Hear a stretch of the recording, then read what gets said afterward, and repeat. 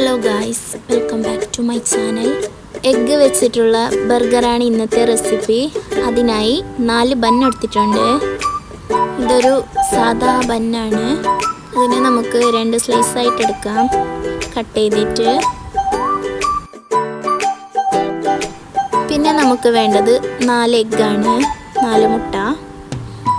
Egg പൊട്ടിച്ച് ഒരു പാത്രത്തിലേക്കിട്ട് ഉപ്പ്, മഞ്ഞൾപ്പൊടി, കുരുമുളക് പൊടിയിട്ട് നന്നായി ഒന്ന് ഇളക്കി കൊടുക്കുക. ചെറുതായിട്ടൊന്ന് ഇളക്കി കൊടുത്താൽ മതി.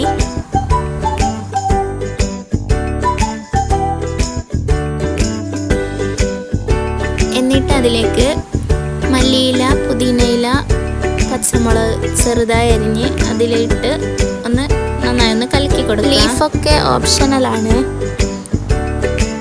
വേണമെങ്കിൽ മാത്രം ആഡ് ചെയ്താൽ മതി. എന്നിട്ടൊരു പാൻ വെച്ച് ഓയിൽ തടവി കൊടുക്കുക. ചൂടായതിനു ശേഷം എഗ്ഗ് മിക്സ് ഒഴിച്ചു കൊടുക്കാം.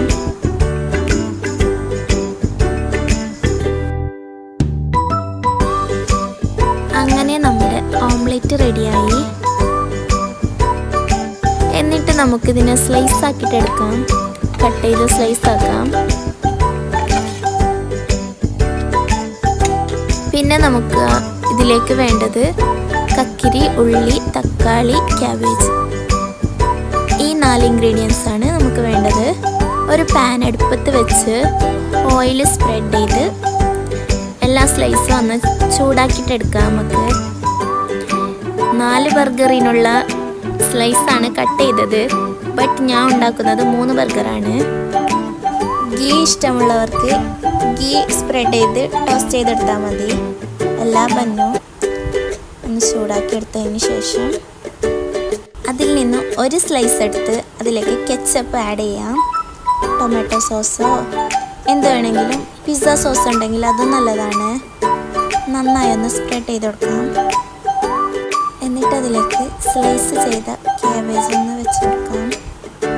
പിന്നെ നമുക്കതിലേക്ക് തക്കാളി വെച്ച് കൊടുക്കാം. നമ്മുടെ ഇഷ്ടത്തിനനുസരിച്ച് നമുക്ക് വെജിറ്റബിൾ കൂട്ടാവുന്നതാണ്.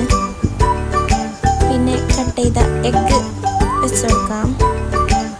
പിന്നെ നമുക്ക് കട്ട് ചെയ്ത ഉള്ളി വെച്ച് കൊടുക്കാം.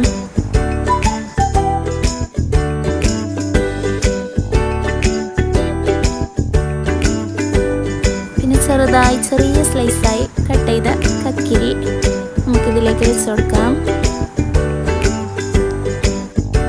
പിന്നെ ബർഗറിൻ്റെ മെയിൻ ഇൻഗ്രീഡിയൻ്റ് ആണ് ചീസ്. ചീസ് നമുക്ക് ഇതിലേക്ക് വെച്ച് കൊടുക്കണം. അതിനായി ഒരു സ്ലൈസ് ചീസ് എടുത്തിട്ട് നമുക്കിതിൻ്റെ മുകളിലായിട്ട് വെച്ച് കൊടുക്കാം. പിന്നെ മറ്റേ സ്ലൈസ് ബണ്ണെടുത്ത് അതിലേക്ക് മയോണീസ് ആഡ് ചെയ്യാം.